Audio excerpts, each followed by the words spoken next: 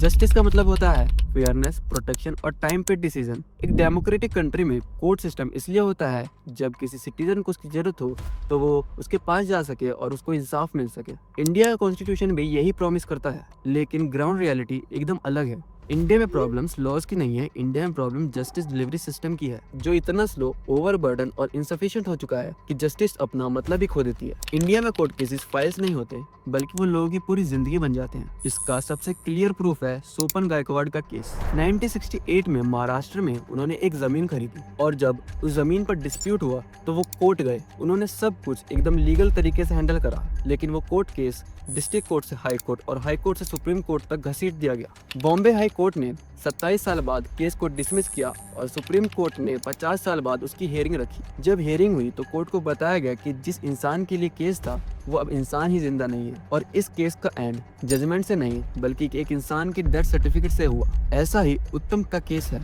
1983 में उन्हें ड्यूटी पे सोने के लिए जॉब से निकाल दिया गया। इस सिंपल लेबर डिस्प्यूट को सुप्रीम कोर्ट तक ले जाने के लिए 22 साल लग गए। वीएम सौदागर पर 50 रुपए की रिश्वत के लिए एलिगेशन लगा। केस 1988 में स्टार्ट हुआ और 40 साल बाद सुप्रीम कोर्ट ने माना कि ये केस ही गलत था और तब तक तो एक्यूज्ड खुद ही मर चुके थे। ये कोई आइसोलेटेड इंसिडेंट नहीं है, ये प्रूफ है कि इंडिया में तो जस्टिस मिलता है, लेकिन इतनी देर से कि उसकी कोई प्रैक्टिकल वैल्यू ही नहीं रहती। इंडिया के जस्टिस सिस्टम का सबसे डिस्टर्बिंग प्रूफ प्रिजन का डाटा है। गवर्नमेंट रिकॉर्ड के मुताबिक 76% ऑफ इंडिया प्रिजन पॉपुलेशन अभी अंडर ट्रायल है, मतलब जिन लोगों पर अभी तक कोई क्राइम ही प्रूफ नहीं हुआ। एनसीआरबी डाटा ये भी बताता है हजारों अंडर ट्रायल 5 साल से ज्यादा जेल में बंद है। 2012 से 2022 के बीच लॉन्ग टर्म अंडर ट्रायल की संख्या 3 गुना बढ़ चुकी है। प्रिजन ऑलरेडी 131% कैपेसिटी पे चल रहा है। कुछ जेल जैसे मुरादाबाद डिस्ट्रिक्ट जेल 400 से 500% ऑक्यूपेंसी पे रन कर रहे हैं और ये भीड़ कोई क्राइम की वजह से नहीं बल्कि कोर्ट डिलेज की वजह से है।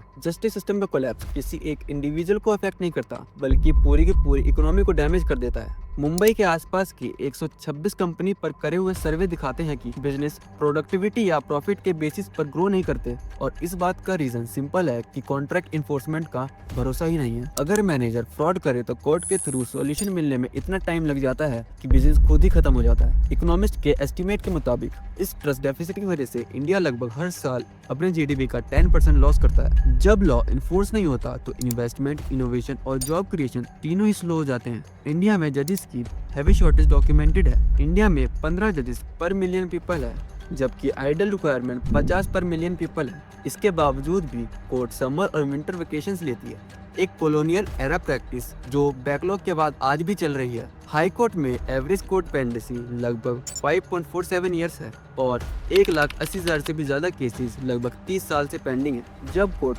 टाइम पे जस्टिस नहीं देते तो लोग सिस्टम पर भरोसा ही छोड़ देते हैं। पुलिस के सर्वे दिखाते हैं कि 22% पुलिस ऑफिसर पर्सनली मानते हैं कि एनकाउंटर ट्रायल से ज्यादा बेटर है और 71% को लगता है कि पुलिस को फोर्स यूज करने की फुल फ्रीडम होनी चाहिए। 83 कन्फेशंस को इसेंशियल मानते हैं, चाहे वो लीगली इनएडमिसिबल हो। इसका डायरेक्ट इम्पैक्ट मार्जिनलाइज्ड कम्युनिटी पर पड़ता है।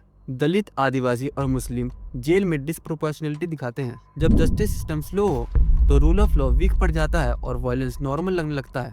इंडिया के पास लॉस की कमी नहीं है, बल्कि इंडिया के पास फंक्शनिंग अकाउंटेबल जस्टिस सिस्टम की कमी है। प्रूफ सारे क्लियर हैं। 50 साल तक चलने वाले cases, 76% under trial prisoners, 131% prison overcrowding, 10% GDP loss due to weak enforcement, police preference for force over trial. ये सब मिलकर एक ही बात प्रूव करते हैं, जस्टिस इन इंडिया डिलेड नहीं है बल्कि जस्टिस इन इंडिया डैमेज्ड है। इसीलिए बिना एग्जैजरेशन के एविडेंस के बेस पर कहना जरूरी है कि justice in India is fucked up.